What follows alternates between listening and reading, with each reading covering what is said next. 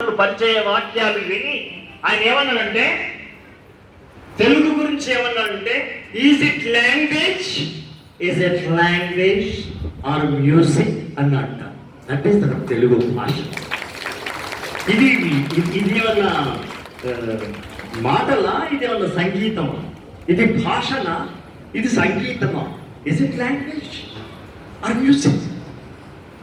ఆ మాట రవీంద్రనాథ్ ఠాగూర్ అన్నప్పుడు ఆ మాట బహుశా ఈ గాలిలో ఇంకా తిరుగుతా ఉంది. కాబట్టి నన్నయ్య గారు శ్రీమదాంధ్ర మహాభారతాన్ని ఈ మట్టి మీదనే ఆయన ప్రారంభం చేసి ఉంటాడని నేను భావిస్తున్నాను. ఆయన ప్రారంభం చేశాడు కనుకనే రవీంద్రనాథ్ ఠాగూర్ తెలుగు భాష గురించి ఇలా చేశాడు. ఈ అన్నిటికీ కూడా ఈ మట్టి యొక్క మహాత్మ్యం గొప్పది. అందుకే పిల్లలు చెప్పినట్టు, నేలమ్మ నేలమ్మ నేలమ్మ నీకు వేల వేల వందనాలమ్మ, నేలమ్మ నేలమ్మ నేలమ్మ సానేటి వానకెట్టుళ్ళింత, ఇంకా చాలు చాలుకు నువ్వు బాలెంత, నీళ్ళనే చనుబాలుగా గాలిని ఉయ్యాలగా, పక్కల్లో డొక్కల్లో రెక్కల్లో నువ్వు సక్కంగా మోసేవు మొక్కల్లో, పర్వముచ్చి చేను వంగే పైరు కాపు మేలు పొంగే, పంట బిడ్డను రైతు బండికెత్తినాక పగిలిపోతుందమ్మ నీ కన్న కడుపెంక నేలమ్మ. వరి చేను కోసిన తర్వాత మోపులు గట్టి పక్కన పెడితే ఆ వరి మడి అలా నీళ్లు లేక పర్రెలు పోస్తుంది, పగుళ్ళు పోస్తుంది. అది ఏంటంటే, బిడ్డను కూతురు పెళ్లి చేసి మనం అత్తవారి చేతిలో పెట్టి పంపేటప్పుడు తల్లిదండ్రులు ఎట్లాగైతే అప్పగింతల వేళ తల్లిదండ్రి నా కూతురు వెళ్ళిపోతుందని గుండె పగిలి ఏడుస్తారో, అట్లాగే ఈ నేల కూడా నా బిడ్డలు వెళ్ళిపోతున్నారని కన్నీళ్లు పెట్టిందని రాసిన పాటే నేలమ్మ నేలమ్మ. ఇది నేను సినిమాలోకి రాకన్నా ముందు రాసిన. సినిమాలో రాకన్నా ముందు దాదాపు 2000 పాటలు, ప్రజల పాటలు, సామాజిక పాటలు ఎన్నో రాసి ఆ తర్వాత సినిమాలోకి వచ్చాను. నేను 30 సంవత్సరాలలో 2200 కాదు 2000 సినిమాల్లో 3000 పాటలు రాశాను. ఈ 30 సంవత్సరాలు. ఇవాళ ఇవన్నీ పిల్లలకు ఎందుకు చెప్తామంటే, పిల్లల్ని కనడం ఒక ఎత్తు, పిల్లల్ని పెంచడం 100 ఎత్తులు.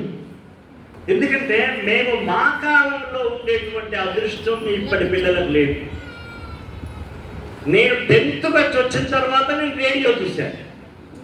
కానీ ఇప్పుడు 6 నెలల పిల్లవాడికి కూడా సెల్లు చేతిలో పెట్టి తల్లి సీరియల్లు చూసేటువంటి రోజులు.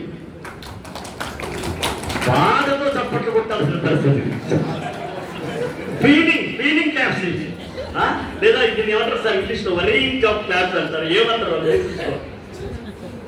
బాధాకరమైన విషయం ఇది. ఎక్కడ మేము ఏడాది పిల్లోడికి సెల్ ఇచ్చేసి ఇవి సీరియల్ చూసుకుంటూ ఉంటుంది, వాడేమో సెల్ లోపల ఇష్టం వచ్చినట్టు చూస్తూ ఉంటుంది. అంటే బుక్ కల్చర్ పోయి లుక్ కల్చర్ వచ్చింది. ఇది మనం కొంత బాధపడాల్సిన విషయం. ఎందుకంటే పిల్లలకు నేను చెప్పాలనుకుంటున్నాను, మీరు కూడా సెల్ అంటే అందరికి ఇష్టం. సెల్ ఏమంటుందంట కదా, సెల్ ఏమంటుందంటే, పిల్లలు ఉంటారు కదా చదువుకునే పిల్లలు, చదువుకునే పిల్లల తల్లులైన పిల్లలు, మా తల్లులు కూడా మాకు పిల్లలే కాబట్టి చెప్తున్నారు. మీలాంటి వాళ్ళు కూడా సెల్లే చూస్తుంటారు. పోనీ మీరు పుస్తకాలు చూడదు, అందరూ పుస్తకాలు చదవరు, సెల్లే చూస్తారు. రామాయణం చూసినా సెల్లులోనే చూస్తారు తప్ప పుస్తకాలు చదవరు. అంటే ఒక పుస్తకం అనేది వేరు అంటే ఇక్కడ నేను సపరేట్ అనే మీనింగ్లో వాడుతున్నా. పుస్తకం అనేది వేరు, ద రూట్ అని చెప్తున్నాం. పుస్తకం వేరు, సెల్ వేరు. సెల్ అనేది మామూలు, పుస్తకం వేరు. సెల్ ఏమంటుందట, స్టూడెంట్ చెప్తున్నా, సెల్ ఏమంటుందంటే, ఒక్కసారి తలకాయ వచ్చి నన్ను చూడు, ఒకే ఒక్కసారి తలకాయ వచ్చి నన్ను చూడు, నీ జీవితంలో తలకాయ ఎత్తకుండా ఎప్పుడు తలకాయ వంచేటట్టు చూపిస్తానంట. అది సెల్ చెప్పే పుస్తకం ఏమంటది? అలాగే ఒక్కసారి ఒక 10 పేజీలు నన్ను చదువు. ఢిల్లీలో ఉన్న మొన్న ఎగరేసిన ఎర్రకోట మీద ఎగిరేసినటువంటి 3 రంగుల జెండా లాగా నీ తల ఎప్పుడు పైకి వెళ్ళేటట్టు చూసుకుంటాను అంత పుస్తకం.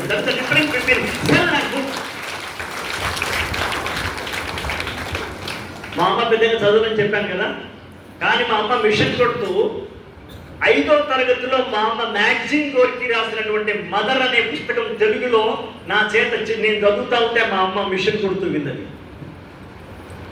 నేను ధైర్యంగా చెప్తా, ఇప్పుడు సెల్లుల తల్లుల కంటే మా అమ్మ చాలా మంచి తల్లి అని నేను చెప్తున్నాను. మా అమ్మ చాలా బుక్స్ చదివినటువంటి తల్లి మా అమ్మ. ఆమె చదువుకోకుండా చదువుల తల్లి అని అనిపిస్తాం. కాబట్టి ఏది చేయాలో ఏది చేయకూడదు అలాగే నేను సెల్లు తప్పట్లా, సెల్లులో జ్ఞానమే లేదా అని నేను అంటున్నా. కానీ ఏది చూడాలి, ఎప్పుడు ఇవ్వాలి పిల్లలకి, ఎప్పుడు పిల్లలకి ఇవ్వాలి, ఎన్ని నిమిషాలు ఇవ్వాలి టైం వాళ్ళకి, ఇదొక్కటి మీరు ఏర్పాటు చేసుకోగలిగితే పిల్లల్ని బాగా చూసుకోవాలి. పిల్లలు చూడాలి, సెల్ చూడాలి. వస్తున్నటువంటి అపారంగా వస్తున్న టెక్నాలజీని మనం ఆపేయడం ఎవరి తరం? అది తప్పు. అరచేతిని అడ్డుపెట్టి సూర్యకాంతిని ఆపలేము, సెల్లులను దాచిపెట్టి విశ్వజ్ఞానం ఆపలేము. అది కూడా నేనే చెప్తాను, నేను అదే చెప్తాను. కానీ దానికి టైం. పిల్లలు ముఖ్యంగా 8th క్లాస్ నుంచి ఇంటర్మీడియట్ అవుతున్న పిల్లల టైంలో పిల్లలు ఏది ఎక్కువ చూస్తున్నారు అనే విషయాన్ని మీరు కనిపెట్టండి. నాకు తెలిసిన లెక్కల ప్రకారం 5వ తరగతిలో జాయిన్ అయినటువంటి పిల్ల కానీ పిల్లవాడు కానీ 160% మంది పిల్లలు చూడరాని దృశ్యాలు చూసిన తర్వాతనే స్కూల్కి వస్తున్నారు అనేది ఒక latest report. Very very very dangerous report. ఇది చాలా చాలా బాధాకరమైనటువంటి విషయం. ఇది ముఖ్యంగా తల్లులే, అంటే తండ్రి కూడా చెప్పొచ్చు, కానీ తల్లితో ఉన్న చనువు తండ్రి దగ్గర ఉంది. ఎందుకంటే అమ్మా నీ కలలే నా కంటి పాపలైనవని,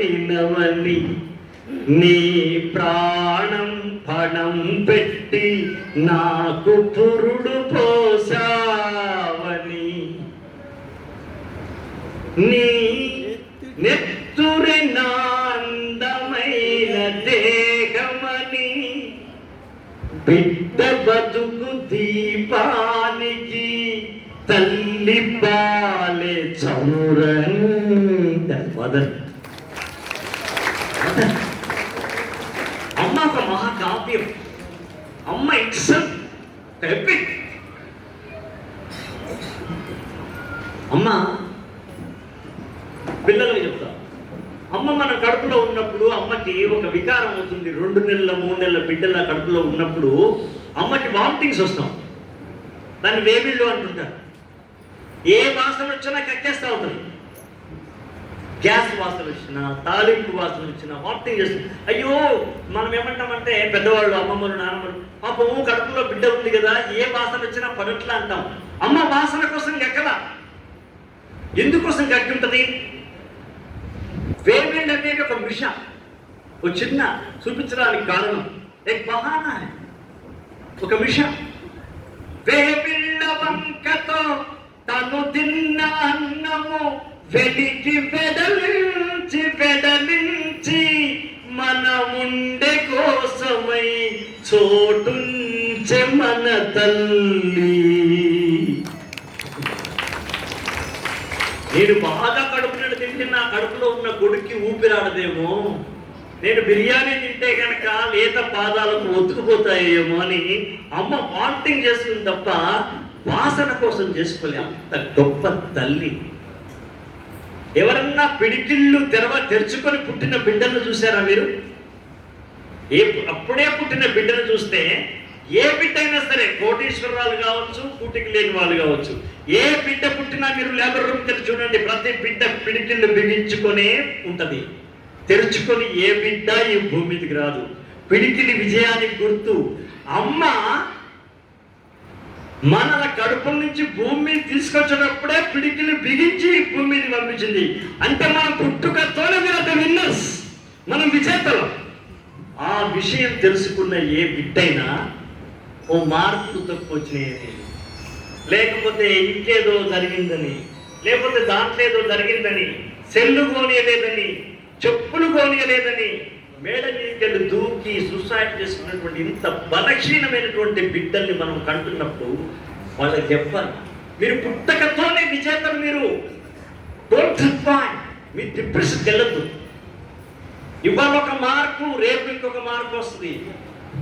ఒక అమ్మాయి ఏదో స్కూల్కి వెళ్ళి గుడికి వెళ్ళేసి ఏదో ఒక దేవత, ఇక్కడ ఏ దేవత ఉంటారు సార్, నూకాలం ఇట్లాంటి దేవత ఉంటారు కదా, ఇక్కడ ఏ దేవత ఉంటారు మన రాజమండ్రిలో? అమ్మవారి గుడి సోమాలమ్మ. సోమాలమ్మల గుడి లాంటి ఒక గుడికి వెళ్ళింది ఒక పాప, 7వ తరగతి పాప. మధ్యాహ్నం వెళ్ళింది, ఎవరు లేరు, గుడి మాత్రమే ఉంది, పూజారులు ఎవరు లేరు. అమ్మాయి అయితే దండం పెట్టింది, అమ్మా నాకు ఎప్పుడు ఇలా ఉందమ్మా, నాకు మార్పులు సరిగ్గా రావట్లేదు, ఏటమ్మా అని అంటుంటే అని వెనక్కి తిరిగింది. బాలిక నీకేం కావాలమ్మా నడకమని చూసి, ఏంటండి సో వాళ్ళ మీద మాట్లాడేది, నేనే బాలిక. అయ్య బాబోయ్ మీరండి, ఏంటండి నీకేం కావాలి బాలిక? మరి ఏంటంటే నాకు అర్థం కాదు, మీరే అంత మొత్తం ప్రపంచం అంతా మీరే సృష్టించానంటారు, అంతాదంటారు, ఆ ముగ్గురు అమ్మలకు అమ్మ మూలపుటమ్మ అంటారు, అదంటారు ఇదంటారు. కానీ నా పక్కదానికేమో 75 మార్కులు వస్తాయి, నాకేమో 45 వచ్చినాయి. తర్వాత ఈసారి నాకు 45 వచ్చినాయి, మళ్ళీ నెక్స్ట్ మంత్ ఏమో 60 వచ్చినాయి, మళ్ళీ నెక్స్ట్ మంత్ చూస్తే మళ్ళీ 50 వచ్చినాయి. ఏంటి ఇలా పైకి కిందికి సమానంగా ఉంచవచ్చు కదా అందరినీ. ఓ అవునమ్ము నిజమే, నేను మర్చిపోయాను. మరి అదే నేను చెప్పేది. సరే వస్తా, వద్దు కానీ వెళ్తూ కానీ ఆగాగు. నువ్వు ఎప్పుడన్నా ఈసీజీ రిపోర్ట్ చూసినావా అంట. ఎవరు? సోమల. నేను అడిగేదేంటి, నువ్వు చెప్పినదేంటి, నేను జనపెట్టి పంపిస్తున్నావేంటి, ఏంటి అసలు నేను అడిగేదేంటి, నువ్వు చెప్పేది. ఈసీజీ రిపోర్ట్ చూసావా? నేను నాకెందుకు ఈసీజీ రిపోర్టు, మొన్న మా తాతయ్య గారికి ఏదో తీపిచ్చాము, ఎలా ఉంది రిపోర్ట్? మా తాతగారి దుఃఖంలో ఉన్నాడు, బ్రహ్మాండంగా ఉన్నాడు, అంత నార్మల్. నేను అనేది అది కాదు, రిజల్ట్ కాదు, రిపోర్ట్ ఎలా ఉంది. రిపోర్ట్ ఎలా ఉంటుంది? నార్మల్. రేఖా పటం ఎలా ఉంది అంటే ఎట్లా ఉంటుంది, ఇట్లా ఉంది. మరి అట్లా కాకుండా సమానంగా ఉందనుకోండి, ఓ బాబాయ్ ఏం ఆడుతున్నారు మీరు, ఏం మారుతారు సోమాలమ్మ గారు, ఏం మారుతున్నారు, అది మాటేనా అసలు, ఇట్లా అంటే చచ్చిపోయినట్టే కదా. ఈ భూమి మీద పుట్టిన ప్రతి బిడ్డను చచ్చిపోయిన శవాలుగా పుట్టించడం నాకు ఇష్టం లేదు. కాబట్టి ఆ ఎగుడు దిగుడు పెట్టని బాలిక ఎల్లు ఒకసారి పడతావు, ఒకసారి లేస్తా ఉందంట. అది సోమాలం. పడడం 30 సంవత్సరాలుగా 3000 పాటలు రాశాను. నేను ఒక నిర్మాతకు పాట రాశాను, మోహన్ బాబు గారి భక్త కన్నడ సినిమా పాట రాశాను. 8వ పాట రాశాను ఈ మధ్యని, నిన్ననే వస్తూ పాట పంపించా. ఏటైందని పాటేనా అన్నాడు. 3000 పాటలు రాశాను సార్, ఇది పాటేనా అన్నాడు. నేను డిప్రెషన్కి వెళ్ళిపోవాల్సిందా? నా నేర్చిన వాడు మళ్ళీ తీసుకుపోతారా వాళ్ళు? బాగా ఓకే, ఇంకోటి రాస్తాను. నెక్స్ట్ ఇది కాదు, నెక్స్ట్ మనం షాప్కి వెళ్తాం, టమాటాలు ఉన్నాయా? లేదు, పచ్చిమిరపకాయలు ఎందుకు, మాకు టమాటా కావాలి. నెక్స్ట్ ఇంకో షాప్, ఇంకో, అంతే తప్ప అయ్యో పచ్చిమిర్చి లేవన్నాడే అని ఆయన పడిపోతామా? జీవితం కూడా అంతే. దెబ్బ తింటూ లేవాలి, లేచి పడాలి. సముద్రం నాకు ఆదర్శం, లేచి పడుతున్నందుకు కాదు, పడి లేస్తున్నందుకు నాకు ఆదర్శం అంటాడు. గ్రేట్ స్టేజ్ కదా.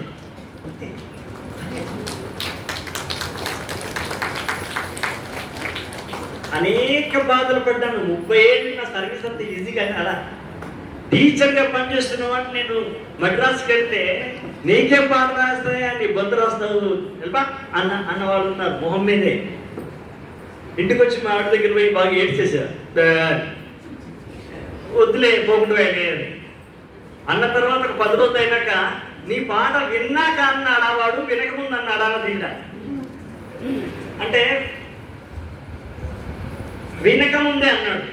మరి నీ పాట ఏమిటో తెలియనోడు ఒక మాట అంటే నువ్వు వాడిని పట్టుకొని సినిమా ఫీల్డ్కి పోకుండా ఇంటికానే ఉంటే ఏమో పొరపాటున రేపు ఇంకో 10 ఏళ్ళకి నీకు లేచిన వాడు వస్తేమో అది మిస్ అయిపోదా, ఆయన వదిలేసే ఇంకొక దగ్గరికి వెళ్ళిపోతుంది.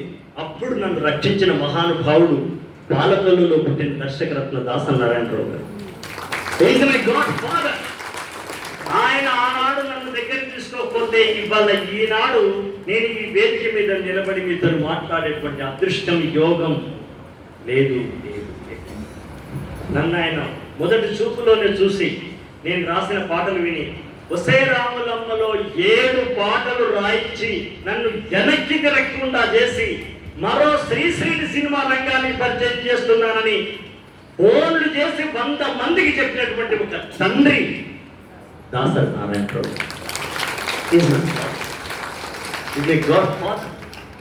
ఆయన ఇవాళ లేడు. ఇప్పుడు నేను ఆయన గురించి మర్చిపోయి చెప్పకపోయినా ఆయన అనేది కూడా ఏం లేదు. కానీ థ్యాంక్స్ అండ్ కృతజ్ఞత అనేది పిల్లలకు మనం ప్రతిరోజు భగవద్గీతలా నేర్పాల్సినటువంటి మాట థ్యాంక్స్, కృతజ్ఞత. అది తల్లిదండ్రుల కృతజ్ఞత, టీచర్ల కృతజ్ఞత, ఇరుగు పొరుగు వాళ్ళ కృతజ్ఞత. కృతజ్ఞత లేని జీవి ఈ ప్రపంచంలో లేనే లేదు, అలా ఉండకూడదు. అలా పిల్లలకి మనం కేవలం స్కూల్లో పాఠశాలలో ఆచార్యులు చెప్తున్నారా అన్న విషయం వదిలేయండి. తల్లిదండ్రులుగా మీరేం చెప్తున్నారన్నది ఆలోచించండి. తల్లిదండ్రిగా తల్లిని మించిన గుడి ఉందా, బడి ఉందా, ఒడి ఉందా? అమ్మ ఒడి కన్నా మించిన బడి లేదు, గుడి లేదు నా దృష్టి. కాబట్టి మీరు అమ్మ నాన్న, మీరు నాన్న గురించి నాన్నేం తక్కువ. ఇప్పుడు వాళ్ళ యొక్క తాతగారు అంతేనా, నేను మా నాన్నగారిని ఇది గుర్తు చేసుకోవడం. ఎందుకంటే ఒకసారి ఎప్పుడు చూసినా అమ్మ గురించే చెప్తారా మీరు, నాన్న గురించి ఒక్కరు చెప్పరు. ఒక పెద్ద ఎప్పుడు చూసినా అమ్మ గురించి చెప్తానే, అందరూ చెప్పారు అమ్మ గురించి. ఒక్కసారి అయ్యి పాపం నాన్న చెప్పొచ్చు కదా ఒకసారి అంటే, ఎందుకు సార్ చెప్పానండి అన్న. ఏం చెప్పినావు అంటే, నానా నీ గుండెలపై నడక నేర్చుకున్నానని. మనం వేలు పట్టుకుని నేల మీద నడక నేర్పలే నాన్న వ్యవసాయం నుంచో, షాప్ నుంచో, రొయ్యల చెరువు నుంచో, లేకపోతే కోనసీమ నుంచో ఎప్పుడో ఇంటికి వచ్చి బిజినెస్ నుంచి ఇంటికి వచ్చినప్పుడు అమ్మ 3 నెలల బిడ్డని మన నాన్న చేతిలో పెడితే ఆయన వాళ్ళ కుర్చీలో కూర్చొని ఆ 3 నెలల పాపని తన కడుపు మీద నిలబెట్టుకొని పొత్తి కడుపు నుండి ఈ కంఠం దాకా బుల్లి అడుగులు, గుండెల మీద మొట్టమొదటి అడుగులు వేయించింది మన నాన్న. నానా నీ గుండెలపై నడక నేర్చుకున్నానని, నీ చూపుడు వేలితో లోకాన్ని చూశానని, నాన్నను పూజిస్తే ఆది దేవుని కది అందునని, అమ్మకు బ్రహ్మకు మధ్యన నాన్నే ఒక నిచ్చెనని.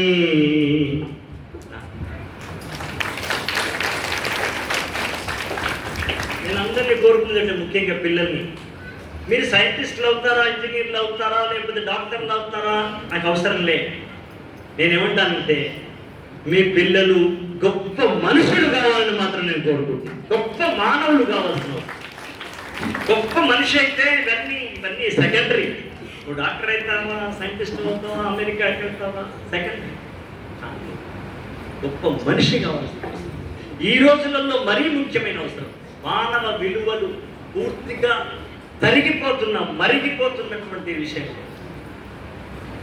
మానవ విలువల్ని కాపాడాల్సిన గొప్ప మానవునిగా మన బిడ్డల్ని తయారు చేయాలని ఈ సందర్భంగా నేను ఇక్కడున్న ఆచార్యుల్ని కావచ్చు, లేదా తల్లిదండ్రుల్ని కానీ, ఇక్కడ నాకు చెప్పారు తల్లిదండ్రులు వస్తారు సార్ ఇవాళ, నేను మిమ్మల్ని కోరుకుంటున్నా మీ బిడ్డల్ని గొప్ప మనిషి తయారు ఇస్తానా. మిగతా వాడు నేర్చుకుంటాడు, మొదలు మనిషి చేస్తే వాడు నేర్చుకుంటాడు. అది గొప్ప విషయం. ఓ పిల్లలకు ఒక చిన్న క్విజ్ చెప్తా. ఓకే, భూమి ఏమో మన కాళ్ళ కిందనే ఉంది అంటుకొని, అంటుకోండి సార్ కిందికి పోదామన్న పోనీయదు సార్